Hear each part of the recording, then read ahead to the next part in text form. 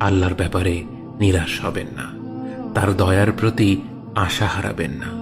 যখন কোনো বান্দার জন্য দুনিয়া সংকীর্ণ হয়ে আসে, বিশেষ করে যখন আপনাকে মানুষ পরিত্যাগ করে, এবং বিশেষ করে এমন কেউ যার উপর আপনি আস্থা রাখতেন কিন্তু সে আপনাকে নিরাশ করেছে, আপনি আল্লাহর পরে তার উপরে আশা রাখতেন অথচ সে আপনাকে লাঞ্ছিত করেছে, সেই সময় জেনে রাখবেন যে আল্লাহ চাচ্ছেন আপনি তার শরণাপন্ন হন। এই পৃথিবীর সবচেয়ে সুখী মানুষ হচ্ছে সে যে আল্লাহর দিকে তার মুখ ফেরায়। এই পৃথিবীর সবচেয়ে সুখী মানুষ সে যে আল্লাহর কাছে তার হৃদয় সমর্পণ করে।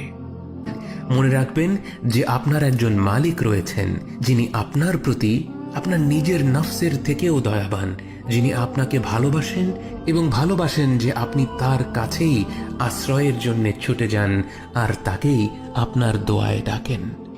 জেনে রাখবেন যে একমাত্র আল্লাহর প্রতি দৃঢ় বিশ্বাসী আপনার জীবনের সংকীর্ণতা দূর করে প্রাচুর্য এনে দিতে পারে, অন্ধকার দূর করে আবার আলোকিত করে দিতে পারে।